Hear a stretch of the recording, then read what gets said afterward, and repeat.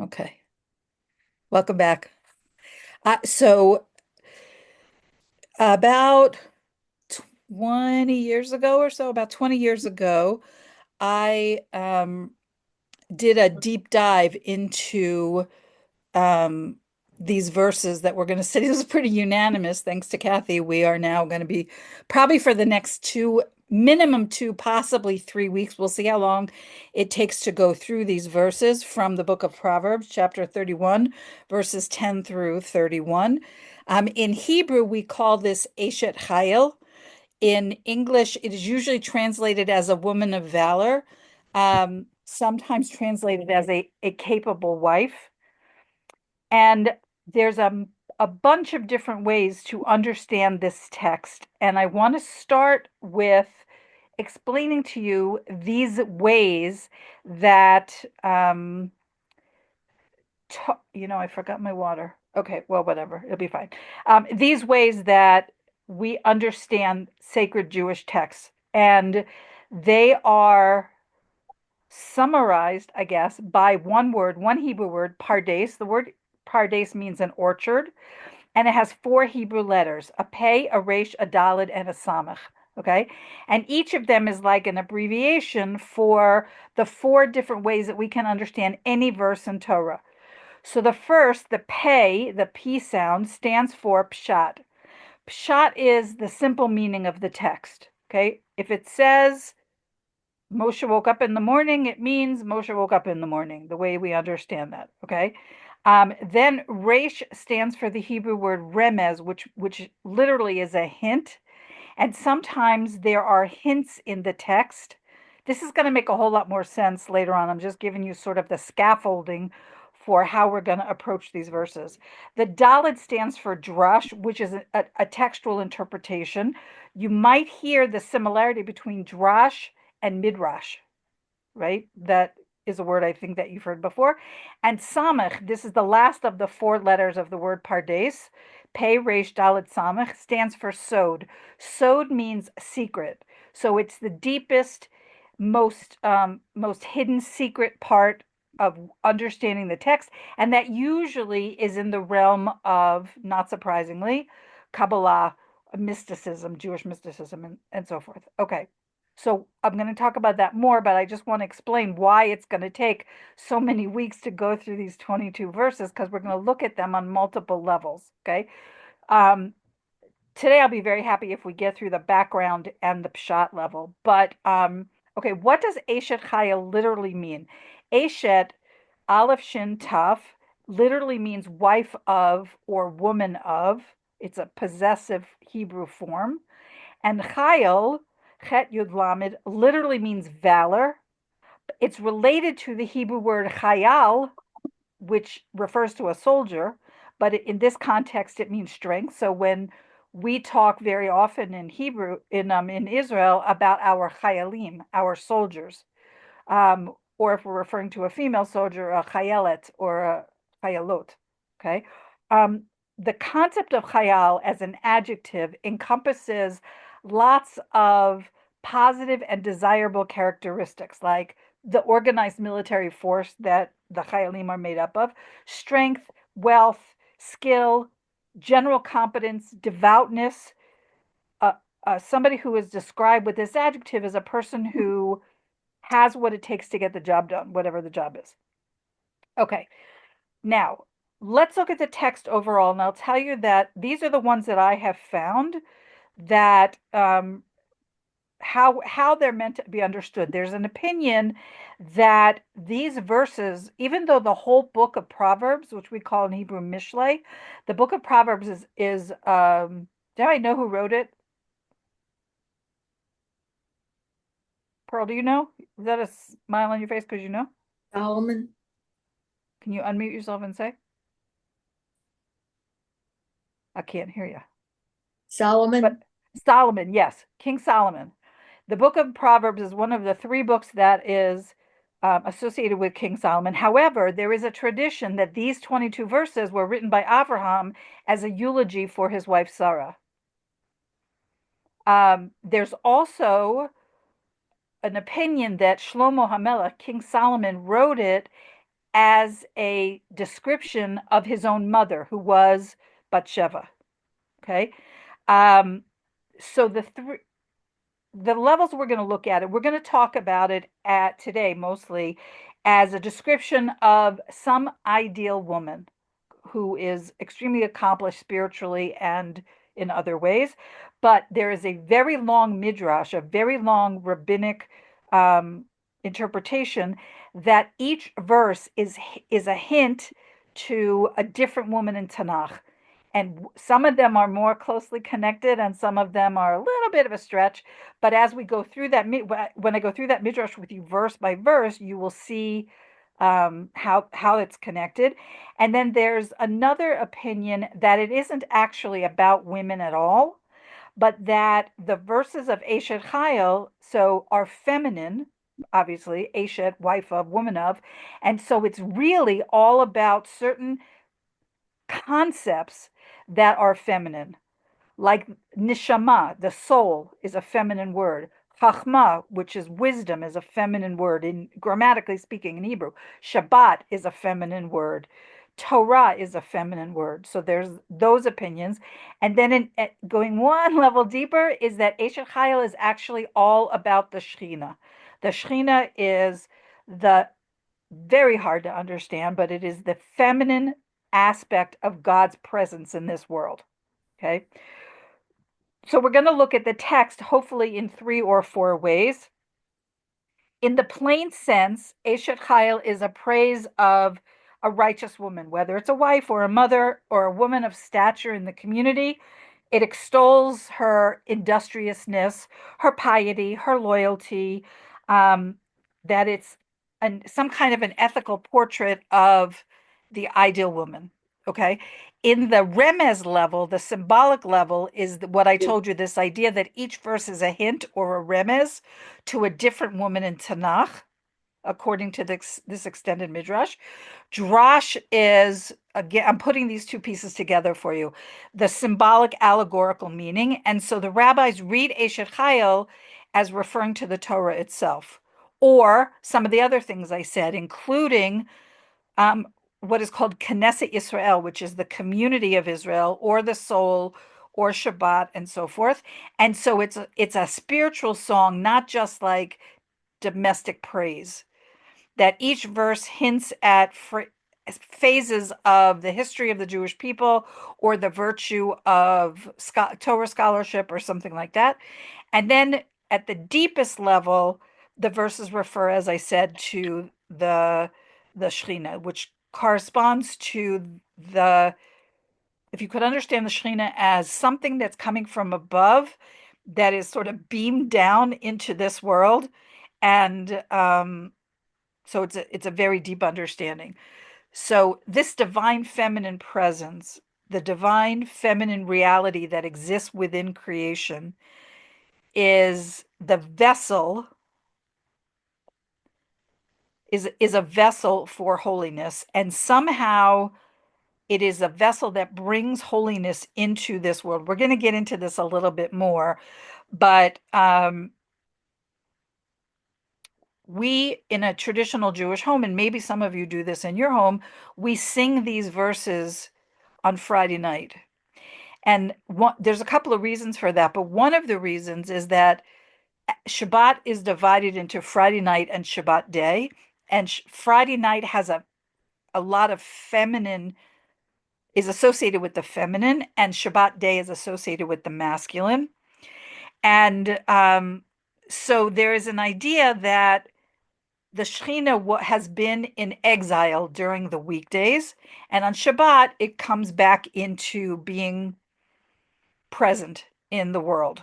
Um, so when we sing Eshet Chayil, in some people have a limited understanding of this text. I'm talking about Jewish people, and they only, the men sing it or the husband sings it to the wife, which is a very lovely thing, but it is not the complete depth of these words. And so in our house, everybody sings, and we have some fun tunes that we sing it to, and some of you have been at our table on Friday night. So it's not just sung to the woman of the house, but also to the concept of this divine indwelling that we experience on Shabbat that we don't experience during the week. So it was introduced into the Siddur in the 15th century by Rabbi Yitzhak Luria, who is known as the Ari or the Ari HaKodesh, the Arizal, the Holy Ari, and his disciples, who also introduced one of the probably the most famous Friday night prayer, which is called L'Chadodi, which is a prayer welcoming the Shabbat. And according to tradition, the people of Tzfat, where this was all written, Tzfat is like this holy city in the north of Israel, that they would go outside on Friday night and sing the Chadodi and the welcome the Shabbat. There's a lot of stuff on Friday night about the transition, between the weekday and the Shabbat experience, and one of them is L'Chadodi, where we welcome in the Shabbat. There's also Shalom Aleichem, which is where we welcome the Shabbat angels. Shabbat is referred to as the Sabbath Queen, okay, and it corresponds. Um, Wait, Pearl just said something that. Um, okay, well, that she said that is Proverbs 31. Woman is the Sabbath Queen. So so again, it's operating on multiple levels. So I don't want to oversimplify and say that that the woman is the Shabbos queen. I'm saying that there's the woman, which we're going to talk about in more detail, and all the things that she accomplishes during the week and during her life. But there's also, at the same time, it represents Shabbos itself. Shabbos itself is called the Sabbath Queen. So that's another reason. I'm not sure that's a satisfying answer, but both Shabbat and Eshet Chayil represent a concept of completeness. Eshet Chayil is like the complete woman, and Shabbat is the day of completion, right? It's literally the day of completion when God created the world and completed his work on the sixth day. It is also the completion of any given week because it's so obvious in Israel. It's less obvious outside of Israel where the weekday starts on Monday, and that's a Christian influence because of Sunday. But actually in Israel, Monday is a work day, Monday is a school day, Monday everything's open. Sunday, I mean. And so Shabbat is the seventh day, and then the week starts on Sunday. So so it's very interesting how you can see that if a product has like weekdays in it, if it is made outside of Israel, um, like a calendar, let's say, Shabbat and Sunday have like little blocks, and the rest of the week has big blocks. It's a different calendar. You don't realize things like this until you come to live in Israel and you understand that really Sunday through Thursday is the full week in Israel, and Friday is like for many people, it's Friday and Shabbat are the weekend. Or if people work on Friday, they usually only work a half a day. If kids go to school on Friday, it's usually only half a day. Stores close early on Friday, blah, blah, blah. So we're on a different cycle. But anyway, there's also a concept of it being a prelude to marital intimacy on Friday night. So Friday night is jokingly referred to as mitzvah night. It has a very special association with intimacy between a husband and a wife. And so there's again a lot of feminine overlay on Friday night. But Eshet Chayil is also said um, sometimes at the burial of a woman, especially in the Sephardic culture. Now, you wouldn't necessarily know this by looking at this in translation, but Eshet Chayil is 22 verses, and each verse starts with a successive letter of the 22 letters of the alphabet. Okay. So having each verse begin with a successive letter of the Hebrew alphabet, 22 letters, 22 verses, reflects this theme of completeness. Like you're covering things from beginning to end, like from A to Z, but in this case, from Aleph to Taf. Okay.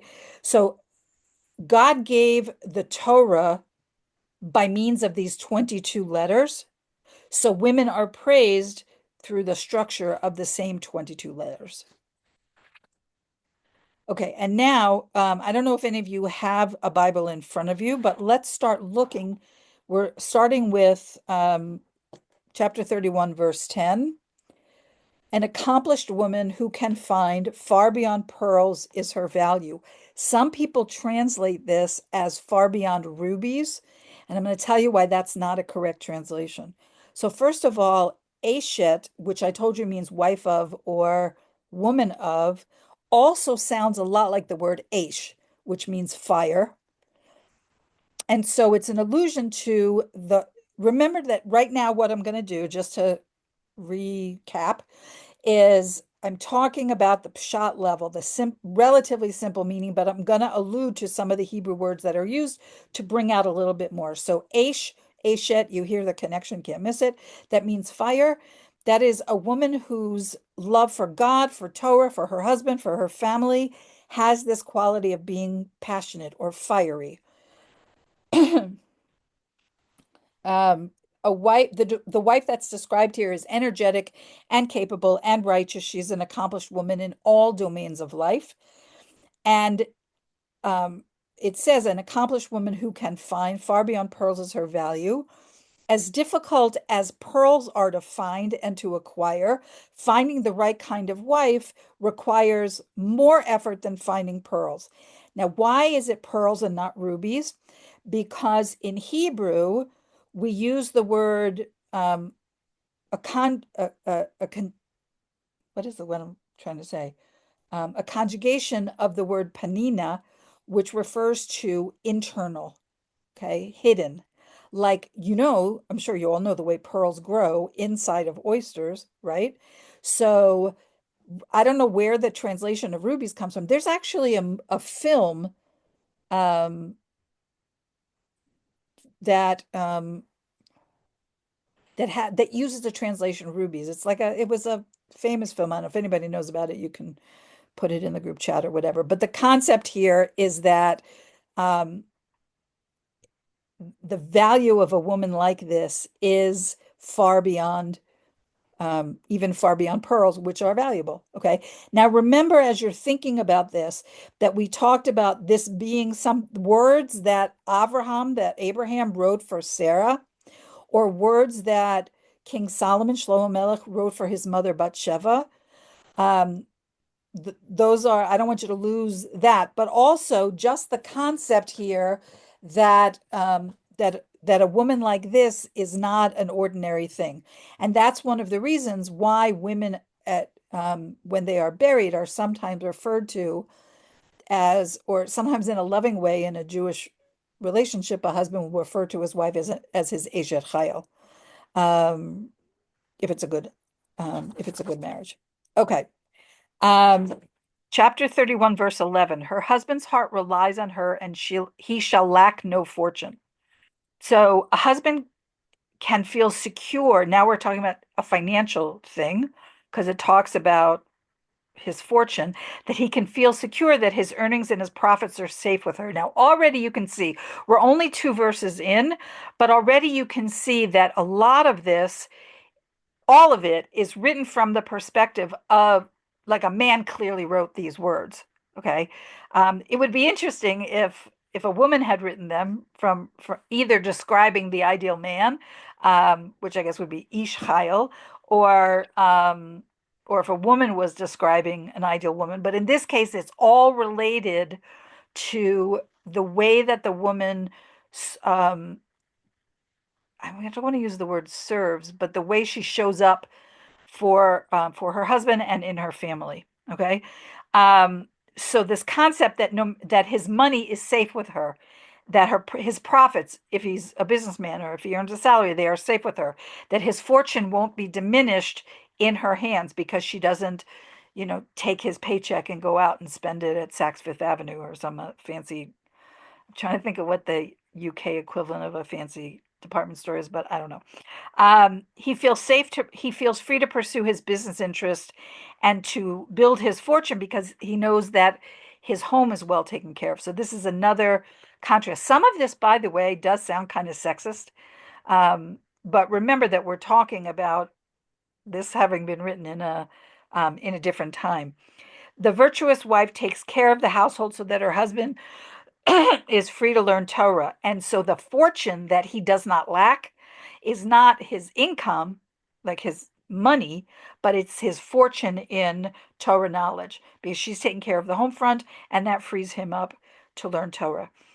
In this verse is the Hebrew word shalal, which you wouldn't know in the English, but shalal, what is translated as fortune, but it literally means booty, like the unexplained loot that you acquire if you win a battle in war.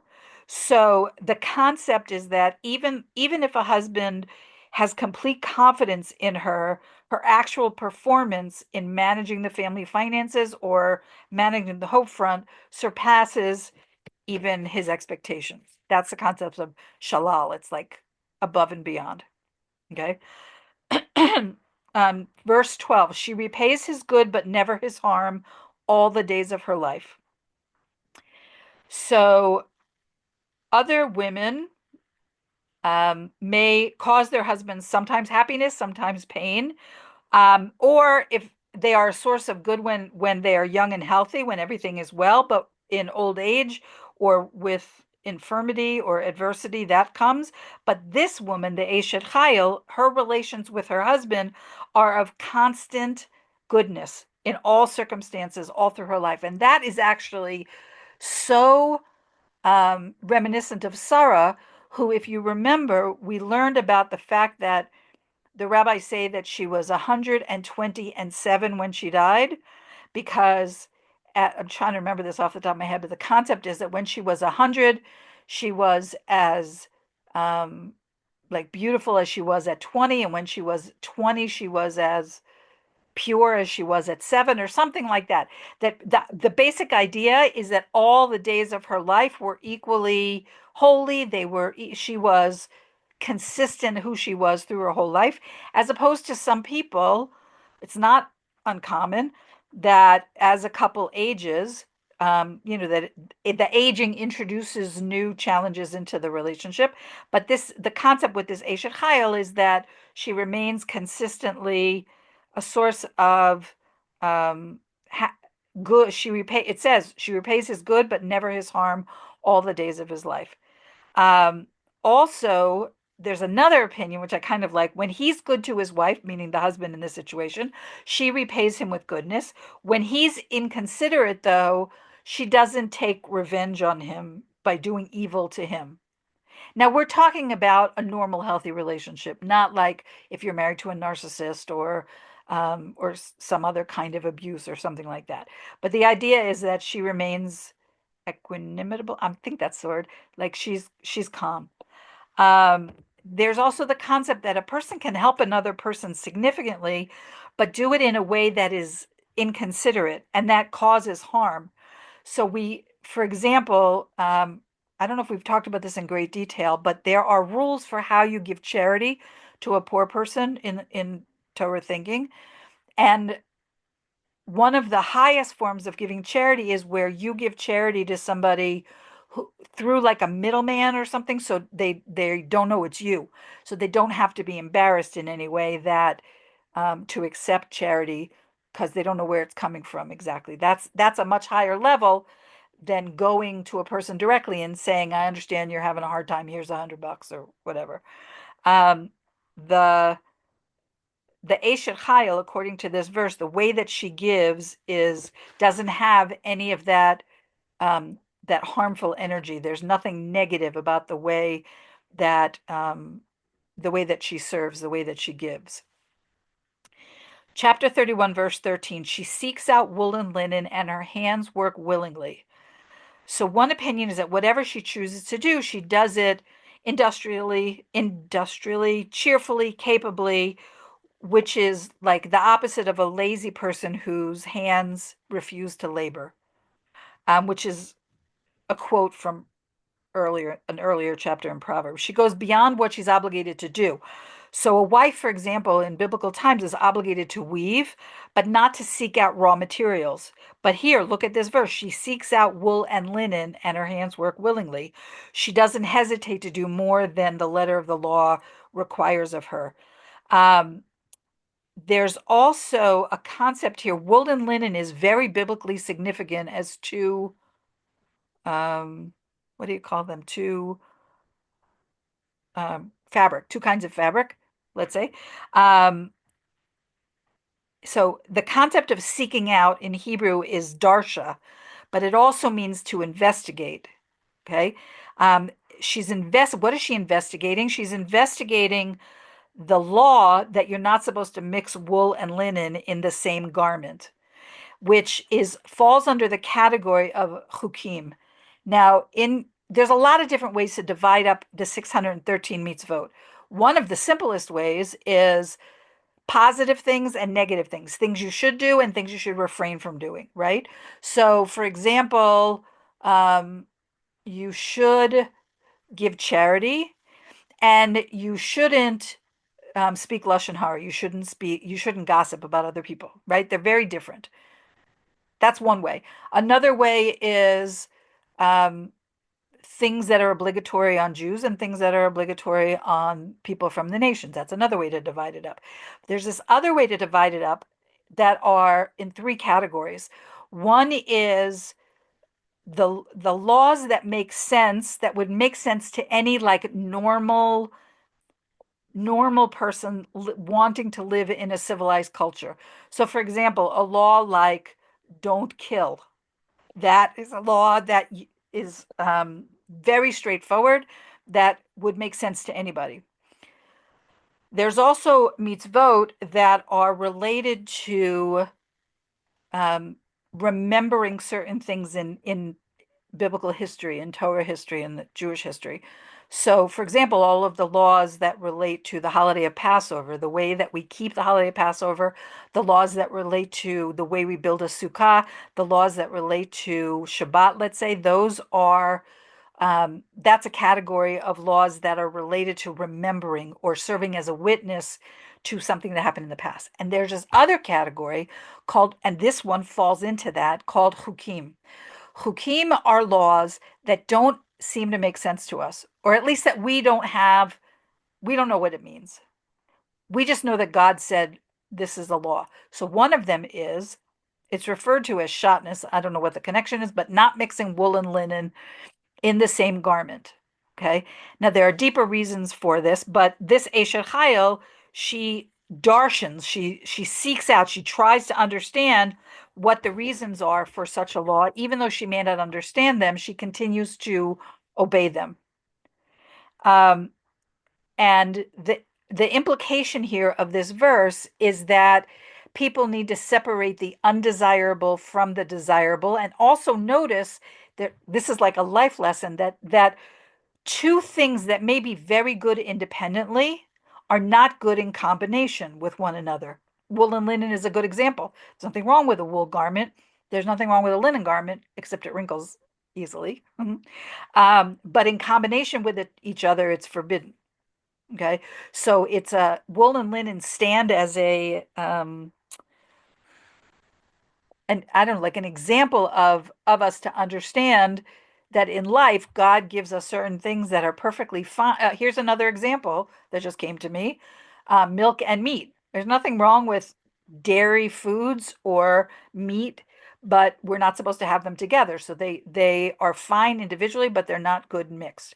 So the Eshet Chayil, and now I'm speaking to all of us, that there's a value in us being able to discern things that are just fine, but not that don't belong together. Okay. Verse 14, she is like a merchant's ship. From afar, she brings her sustenance. So here, the rabbis are saying that this woman is clearly not just a domestic queen or domestic goddess, but she is also a capable entrepreneur.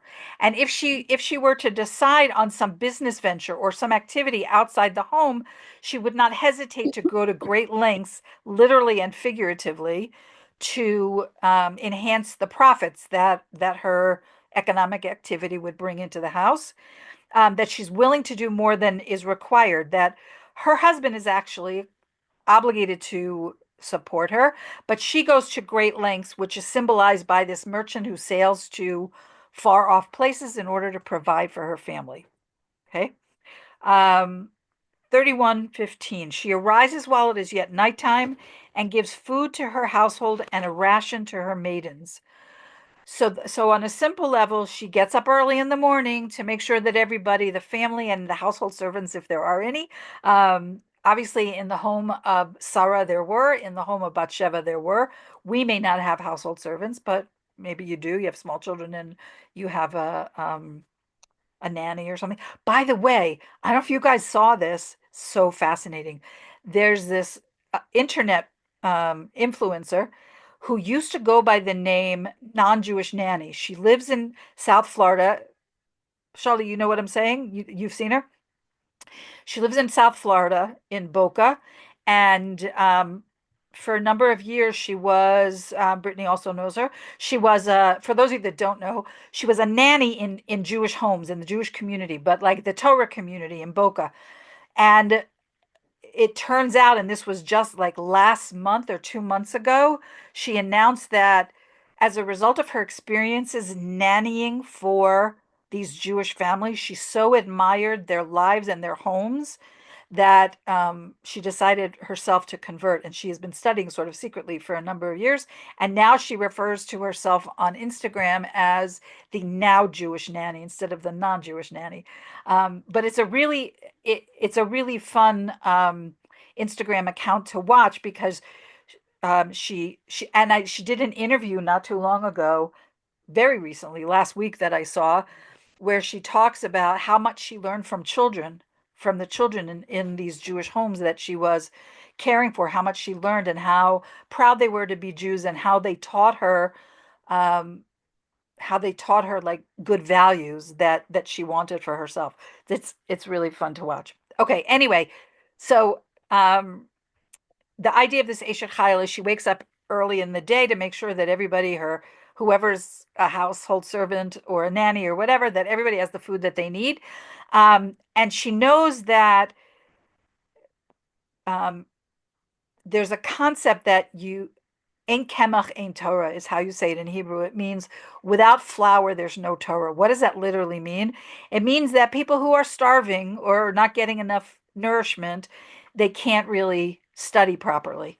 And so she knows that by taking care of the physical well-being of the family, she can um, help them grow spiritually. Also, embedded in the Hebrew in this verse is the word teref. Teref means food. Literally, it refers to prey that an animal tears apart. Um, and so one understanding of that is that she's aware that the money that's needed to support the household is earned with great difficulty. It doesn't just come raining down from the sky, but that it has to be worked on. There's also this concept of making a distinction between a ration to her maidens, which the Torah understands as a fixed portion, as opposed to unlimited amounts for her children. And that is, I mean, it could be a way you run your household, but it also is so even deeper than that. It refers to a person's sense of spiritual priorities. Okay. That when it comes to his or her children, the primary duties should be cared for without regard to whether you've already done enough. Um, so the primary duties in the way that the rabbis understood it, because they was talking to men, was prayer and Torah study. Um, but to the maidens are the things that we need in life, like food, clothing, and shelter. You should only devote as much of your time as is absolutely necessary to have what you need, but not more than that, right? So, what would be the lesson for us? The lesson for us um, would be that the majority of our time should not be to amassing material things, but to spend time on our spiritual growth, on our relationship with God, on our relationship with His Word, on the good things that we do for for our communities, the charitable donations that we make. That should be our priority, and not necessarily. I was thinking about this the other day that some people collect stuff, right? And if this is you, I pre-apologize. Okay, but like they collect, let's say, salt and pepper shakers, or they collect things that are have eggplant themed things, whatever. Because I am the age that I am, and because I had the experience a couple years ago of um, after my mother, um, we moved her to a memory care unit. My sister and I had to go and basically take apart her apartment, and um, that's just, there are some people who spend a lot of time collecting things, which if it gives you pleasure, that's cool. But at the end of your life, that becomes like a problem for somebody else. Somebody else has to deal with that. That's just okay. But anyway, this verse is an allusion to the fact, like, get your priorities straight and nurture the things in your life that are like your children, your primary obligations, and um, only give as much of your time and attention to the things that support that. Okay, I think I hammered that point hard enough. Okay, verse 16. She envisions a field and buys it. From the fruit of her handiwork, she plants a vineyard. So, one understanding is that she doesn't mess around, right? She envisions a field and she goes and buys it. And from the profits from that, she buys a vineyard, or she plants a vineyard. Okay, after profiting from the field, she goes on to other investments like planting a vineyard. So the plans of the Aishet Chayil are neither idle nor impractical. That's what this verse is implying. Verse, how are we doing on time? Let me see. Okay. Verse 17, with strength she girds her loins and invigorates her arms. So the idea here, according to the rabbis, is that both girding her loins and invigorating her arms are ways that she strengthens herself um, to catch mitzvot and to go out and do it. So if she decides, for example, on doing agricultural work outside the home, or in this case, we might say someone who has um, an Etsy shop or a some other kind of home-based business, as opposed to, let's say, like a corporate job, or if she makes calculations to acquire farmland or any far-reaching business proposal, business adventure. She girds her loins for this outside activity while she makes her arms strong for her domestic duties. So she's equally dedicated to both areas of responsibility. There's, excuse me, there's balance. This is how one of the ways that you know that this was written by men. Okay, because there is a little bit of a high, not a little bit, there is a high bar here, right? She is very entrepreneurial, and she's out in the biblical language. She's doing agricultural work, but the concept is, even though she's not required to, she earns money to contribute to the household, and she gets up early in the morning to make sure everybody has food, and she's balanced between her domestic responsibilities and her outside activities, and we'll see more and more and more.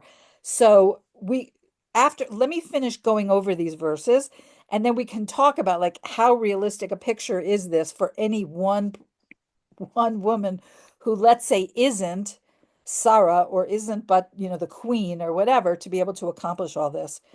Um, okay, verse 18, she discerns that her enterprise is good, so her lamp is not snuffed out at night. Realizing that her work and activity beyond the home can benefit others, she increases her efforts and stays up late at night to perform acts of charity and good deeds. Again, she's up late at night and she goes to sleep early in the morning. I mean, she's up late at night and she gets up early in the morning because there's a lot of people relying upon her. Verse 19, her hands stretch out to the distaff and her palms support the spindle. A distaff, which is called a kishur in Hebrew, is, not that I'm a big expert on weaving, and some of you may know way more about this than me. It is the staff that holds the fiber that's fed into the spindle. And the spindle is this rounded, tapered rod on the spinning wheel that's used to twist the fibers into thread. So, what is this describing? The woman who applies herself to making clothing for her family or to sell them at a profit is she's not like going to Joann Fabric or some fabric store and buying the fabric. She is creating the thread um, and creating the fabric. But again, we've seen this theme, we've seen this before that although she engages in commerce, the assumption being she's making clothes to sell or some kind of garments to sell, she's not neglecting the needs of her family. And she's also not neglecting the needs of others. So if you look at verse 20, she spreads out her palm to the poor and extends her hands to the destitute. This verse describes two kinds of people in Hebrew, the ani and the evyon. The poor person, the ani, it is not like the more desperate of the two. The destitute one, the evyon, is more destitute. So in this verse, it describes to the ani, she's she spreads out her palm, okay, like she's giving something, like here it is, here's money, or here's lunch, or whatever she's giving them, and that person can take whatever they need. But to the evyon, to the person who's destitute, to the person who's more desperate, she takes more initiative and she extends out her hand. Do you hear the difference? So she spreads out her palm to the poor and she extends her hand to the destitute. Similarly to there's an idea of giving a little bit to the ani, to the poor person, but um, giving with her whole hand to the destitute one. And this is a lesson to us that we have to measure our response according to the situation. Um, so there was the first, um, I'm sorry, there's another place that refers to the yad, which is the hand, and the kaf, which is the palm. And it implies that this Aishet Chayil recognizes that she needs to devote part of her profits for her entrepreneurial activities to the less fortunate. And in that way, she elevates her business activities to a higher standard, okay? Because her business enables her to give charity. She's earning enough not just to help take care of her family, but also to take care of um, other people around her. Verse 21, she fears not snow for her household, for her entire household is clothed with scarlet wool. Although she's been charitable, she hasn't neglected her family. She hasn't neglected their household needs. And they have what they need to stay warm in the winter. She fears not snow for her household, for her entire household is clothed with scarlet wool. So even though she's giving charity out of her earnings, um, she is taking care of the warm clothing that her family needs. Verse 22, luxurious bedspread she made herself, linen and purple wool are her clothing. So there's a concept here that linen and purple are both materials of that were used in the construction of the Mishkan, of the tabernacle, and in the making of the priestly garments. So they are associated, let's say, I don't they are royal colors. They are associated with prestige, with status. Um, and her clothing symbolizes her virtuous character and her courteous behavior, which are, according to the rabbis, outward manifestations of her inner goodness. So she is dressed in linen and purple wool as as an external indication of her internal goodness, her internal purity. Verse 23, distinctive in the councils is her husband, and he sits with the elders of the land. Literally, the Hebrew word that's used here is sha'arim, which means gates, but that's translated as councils, because that's where the elders of the leaders, the elders and the leaders of the community gathered. And so we see that very much, by the way, in the book of Ruth. I don't know if any of you have studied the book of Ruth, but that there's a lot of activity, like community decisions and so forth are made at the Sha'arim, made at the gates. There's also an association with Mashiach being at the gates of the city, but that's I digress. But anyway, the fine garments that she sews make her husband stand out among the distinguished men. And she supports and encourages her husband in his Torah study to become a learned scholar until he is of the level that he can sit at the gates of the community, at the gates of the city, among the distinguished elders that are called upon. What are they doing there? They're settling disputes and rendering legal decisions. So, so this verse would be an example of where my read of Aishet Chayil on this level is there's a certain kind of selflessness of this woman that I'm not sure how realistic this is because it sounds like she has no ego for herself. She has no needs of her own. All she does is take care of other people in the most um in the most selfless way. So I don't resonate with this at this level, but there's so much more to it that I do resonate with it. Just stay with me for the next 3 weeks and we'll see it go deeper. But let me continue. Verse 24, she makes cloaks to sell and delivers a belt to the peddler. So the linen clothing and the belts that she sells provides money for her charity. That's one opinion. More evidence of her commercial activities to provide for her household. She sells the cloak or the bed linen herself, but the belt she gives to peddlers to sell because belts are a man's garment, and she doesn't go among men to sell them. That is an opinion that of her chastity, I'm going to call it, of her modesty, that she doesn't interact so much with men. Although we saw before that when there is an ani or an evyun, when there is a poor person or a destitute person, even a man who comes to the door, she does interact with them. Um, here's another opinion. She makes cloaks to sell, and from the leftover threads, which would have been of limited value, she fashions them into a belt and gave them to the poor peddlers who would appreciate it more than anyone else. So she is both wise and prudent economically, and she continues to serve as an example to her husband when he's hobnobbing with the big boys, like he's um, in the council of elders where um okay, I'm going to finish this part today. Chapter verse 25, strength and majesty are her raiment, she joyfully awaits her last day.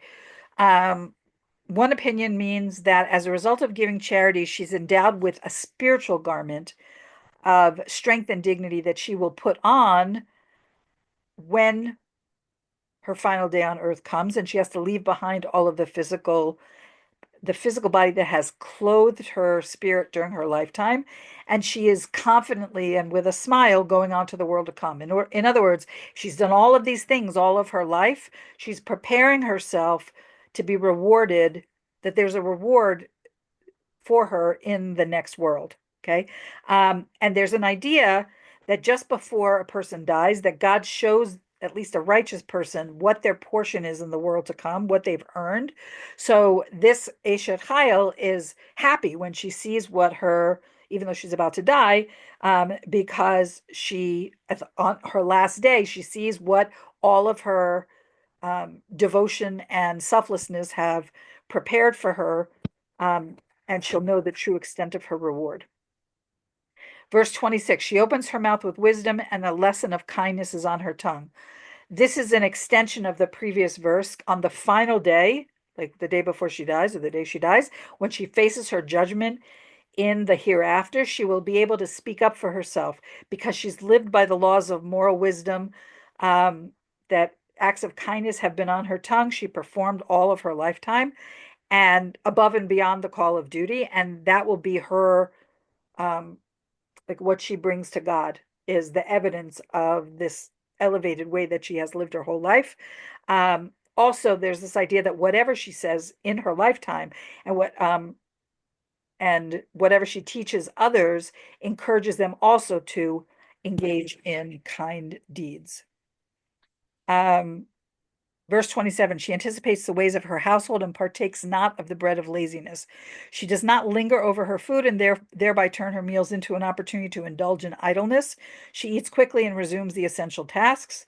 The fact that she was an industrious homemaker who looked um, well after the progress of her family and worked hard for their well-being is connected to her reward. Verse 28, her children arise and praise her, her husband, and he lauds her for all of these things. That she'll receive praise from her husband and children, but one opinion is she isn't recognized outside the home. It's very hard for me. I keep flipping back and forth between understanding these verses in their biblical context and understanding these verses as a modern person in the modern world, that as industrious as she is, as selfless as she is, as hardworking as she is, as high moral character as she is, as accomplished as she is, it's only her husband and children who know about it because she is she's only in the she's only known by her family. Um, there's another opinion, though, that generally a person's greatness goes unappreciated at home because a person who lives with somebody else knows their flaws up front. But the positive side of this is it's exactly those people who live with her, her husband and her children, who know her, they sing her praises. So that's actually high praise because it's possible to fool somebody who you're only with sometimes. But the people that you live with, they see, when you get angry, when you're cranky, when you're tired, when you're um, not necessarily at your best. And if they praise you, that is high praise indeed. Um, the the word for her children here is baneha, which literally means her children. There's an opinion that these are the angels that are created by her good deeds. And the Baal, which is translated here as her husband, um, Baal literally means a master. So, for example, um, a landlord in Hebrew is called a Baal Habayit, the master of the house, but not in the sense of what is that? Master of the house.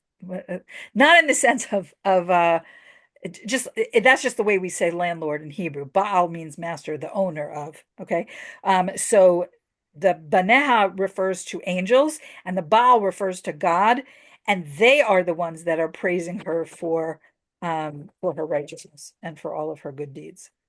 Um, verse 29. This is maybe one of the most famous verses from here, from Aishet Chayil. Many daughters have amassed achievement, but you have surpassed them all.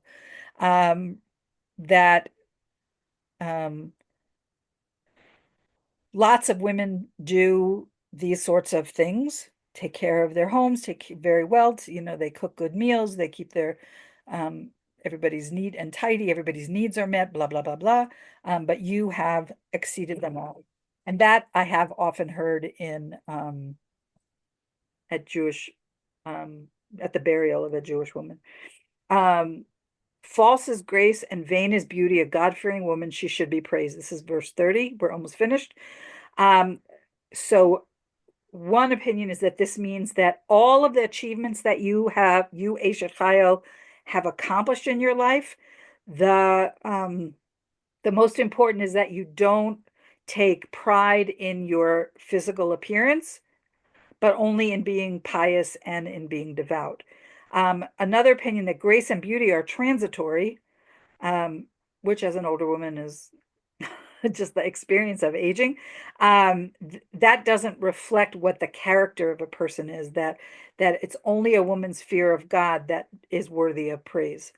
Um, and tit halal, which means she should be praised, literally means she should praise herself, that she has a right to speak her own praise because she understands that her achievements are all manifestations of God's will, that she can be proud of the fact that in her life she has done God's will. Um, this the last verse, verse 31. Give her the fruits of her hand and let her be raised in the gates by her very own deeds.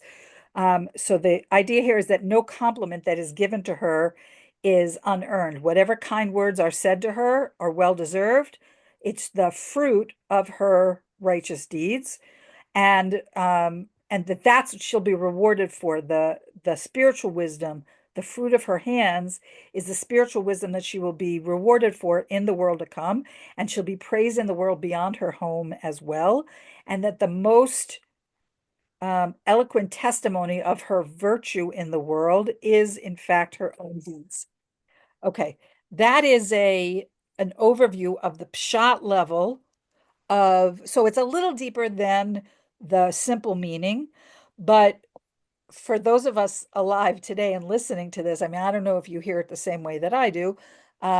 It's um, a lot of emphasis on kind of three things. One is taking care of the needs of her family, both domestically and economically, um, doing things that make her husband and her children proud of her. And there's some thread in that of her own spiritual contributions, but her spiritual contributions seem to be at this level of understanding the text in the form of doing for others, right? There's not a lot here about this woman's relationship with God as she goes through her life, except in service to others, the poor that she gives charity to, the husband that she weaves dignified clothes for, the children that she takes care of, um, the economic contributions that she makes to the household. There's and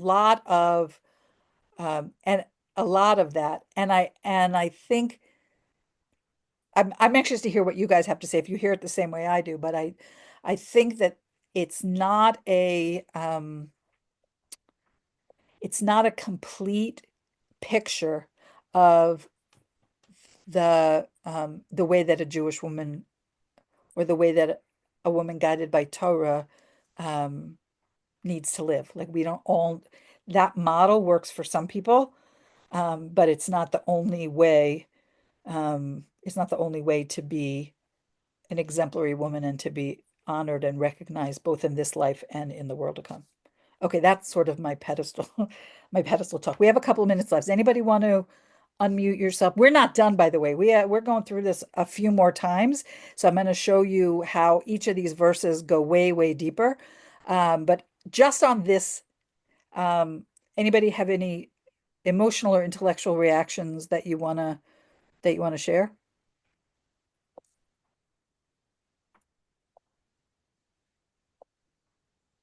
Some of you are smirking, but you're not saying anything, so I don't know what that means. I Valerie and I then Natalie. okay, no problem. Valerie, Natalie, go ahead. Um, Sorry. well, when you first started to talk about the class, you said that it's not that this chapter is not seen by Christians as the same way. So I was curious as to what way we're talking about that Christians saw it, that the Jews don't see it. Like like obviously you had a discussion with somebody about it, but I haven't ever heard that anybody saw this different than the way that the Jews would see it. So I guess I want to know what was the controversy. Not a controversy, but just seeing it a different way.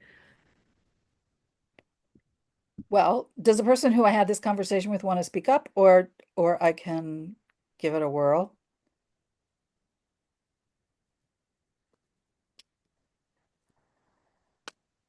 Speak up. Go ahead. Okay. Yeah, I guess it wasn't really controversy. It's just more like a little bit of what you spoke, that it just sounded very sexist and very um disadvantageous for the woman. Something that you just get like burdened with, like you can never live up to this. Like, I don't know, every time I heard this, I just thought this is terrible. I can never live up to this. And then Rivka said, no, no, but there's other ways of understanding it. And now that you mentioned all the different levels and how it can also apply to the Torah and to the Shabbat and to all the female aspects of God, I mean, I had never heard that. So for me, it definitely expanded my understanding just from today. And I'm looking forward to the rest. So if you understand that what this is a recipe that men, let's say men that are biblical biblically literate men, whatever, if they're saying this is the formula, this is the recipe for how you can be a virtuous woman, a virtuous wife, then it's an extremely uncomfortable prescription.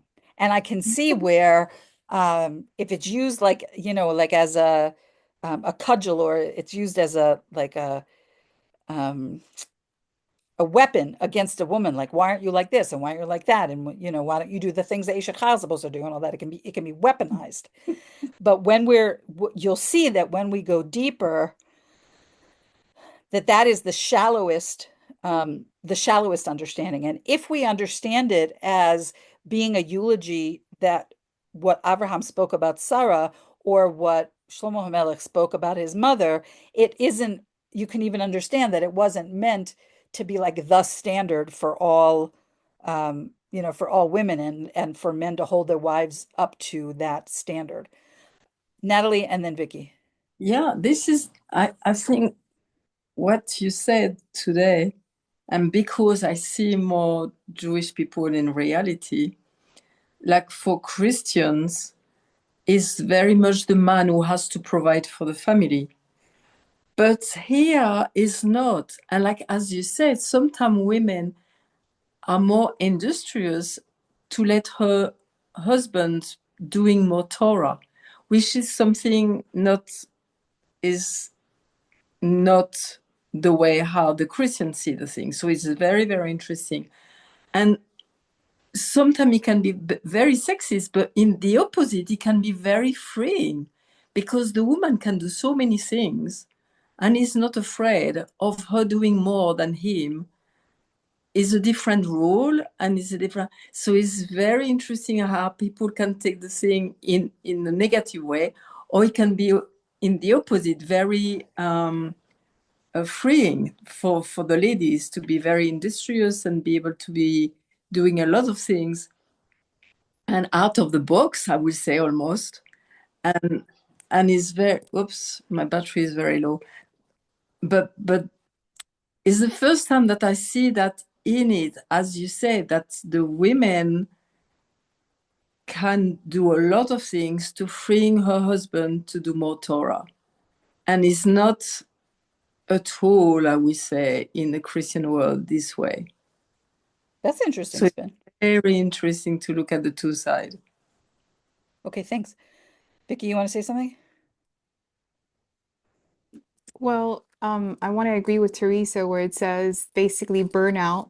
I mean, as a young Christian woman, you're taught from an early teens, this is the picture you want to, emanate. This is the woman you want to emanate, and you get to be 51, and you're just like tired, and I don't even know how to even accomplish this. And so so appreciate how you shared that.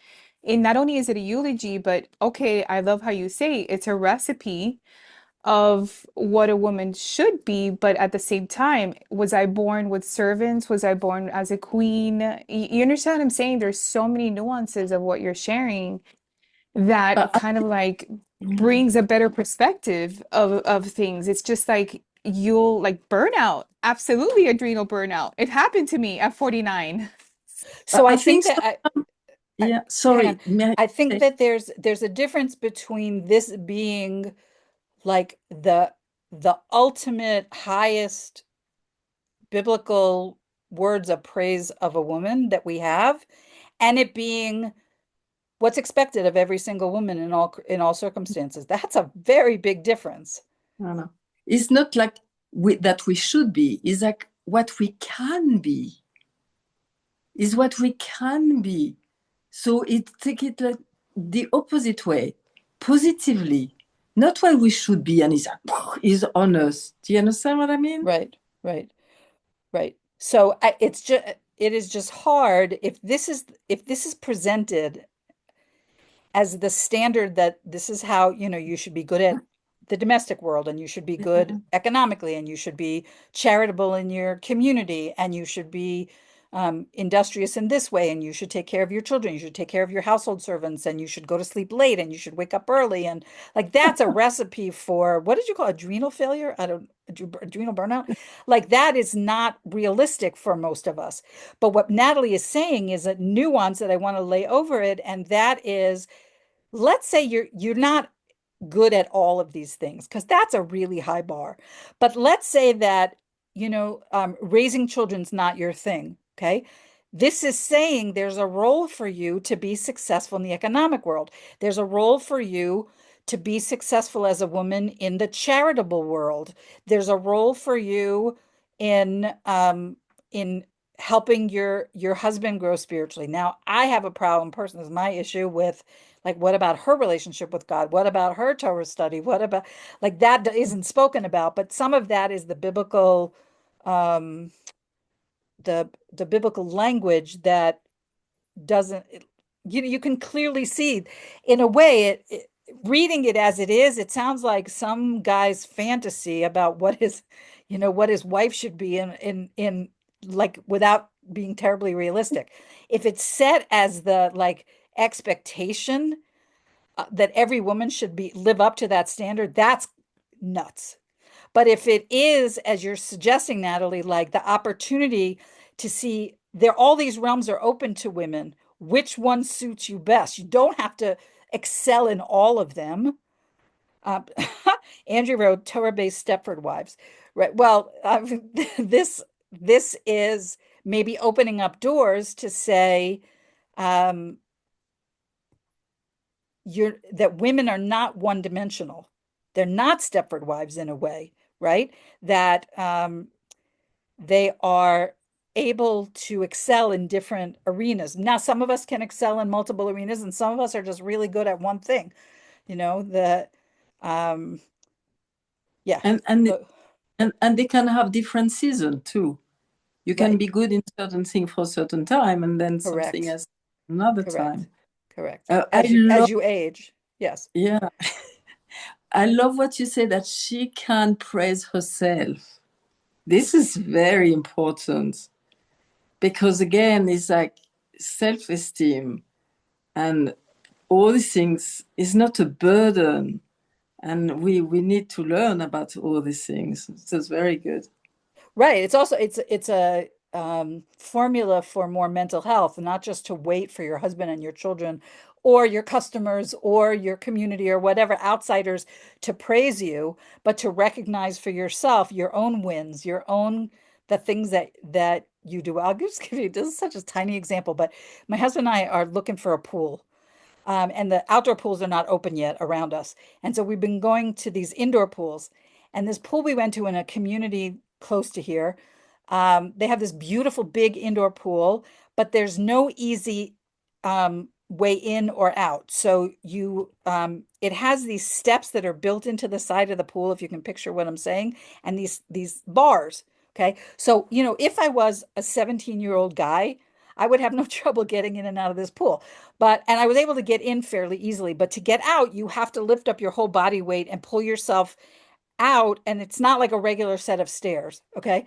And so, like, when I did it, I really felt like applauding myself, know, and all through the day, because that was not easy for me. And at the whole time, the 3 hours that we were in the pool, I was thinking, I hope I can get out of here. I hope, we don't have to get the lifeguard to somehow lift me out of here, because I was very nervous that I don't have the same upper body strength and I'm pulling a lot. But anyway, I'm just saying that all day long there are times to applaud oneself, and that is totally a, a Torah value, not like this ego thing, but recognizing that you did something well, like when on Friday night when my challah comes out good, um, or whatever, if I teach a good class, or if I make a good point with one of my Torah study partners, or if I make some money that week, or whatever it is. Like, there's lots of opportunities to thank ourselves. We're over time. So Valerie, you want to say one more thing, and then, unless anybody else has anything burning, I'm gonna shut off the recording.